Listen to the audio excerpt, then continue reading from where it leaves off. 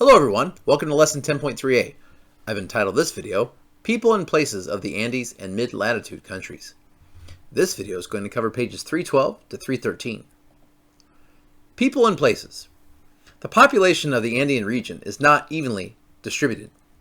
Population patterns in this region reflect the changing impact of politics, economics, and the availability of natural resources and jobs.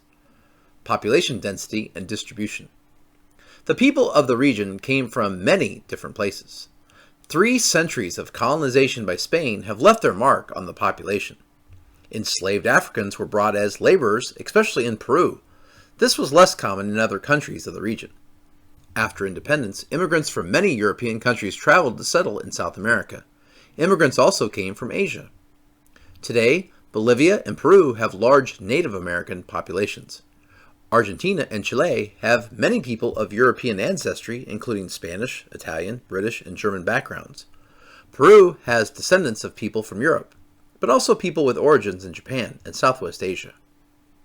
In the Andean and mid-latitude countries, as with the whole continent, the population is densest in the coastal areas. This area is sometimes called the population rim. The rugged mountainous areas and the tropical rainforest have discouraged settlement in many inland areas. Transportation is difficult, and communication can be slow or non-existent. Coastal regions offer fertile land, favorable climates, and easy transportation. Question number 1.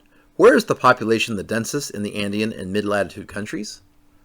Well, it is very much so on the coast. Question number 2. Why does the population rim exist in the Andean and mid-latitude countries? Well, it exists in those areas because the rugged mountainous areas make it harder for people to live inland. So the coastal regions just are much more, it's just easier to transport people and goods. It's easier for communication. It's got fertile land, better climates. And so it's very much easier to settle on the coast area than to go inland. So that's why the population density, when you look at this map, you can see the stark differences between the coastal regions and the inland. And the density is much more great on the coast. Large cities and communities.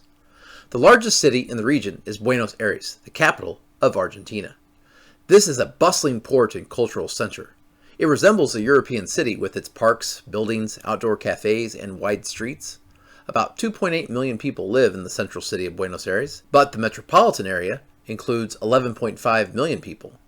This is more than 1/4 of Argentina's entire population. Argentina as a whole is not densely populated, but the area in and around Buenos Aires is. And you can see that on the map here. You can definitely see the population density in Argentina. Question number 3. What is the largest city and capital of Argentina? Buenos Aires.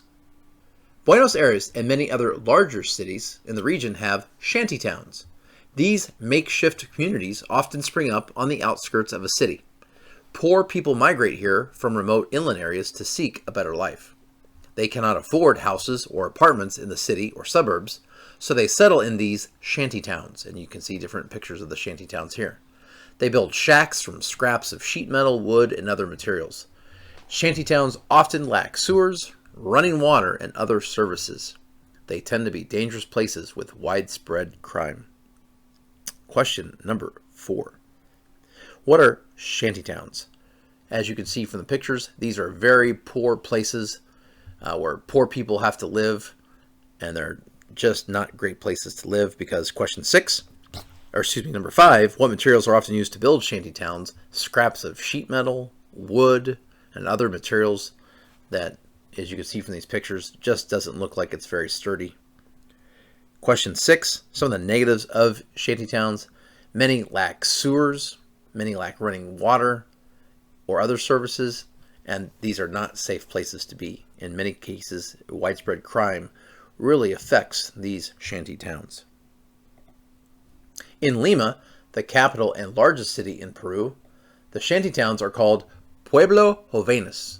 The name means young towns. One Pueblo Joven was home to Maria Elena Moyano. She worked to improve education, nutrition, and job opportunities in the Pueblo Joven. She refused to give in to the demands of the government or to the communist rebels who assassinated her in 1992. She has become recognized as a national hero for her courage. Question number 7. What is the largest city and capital of Peru?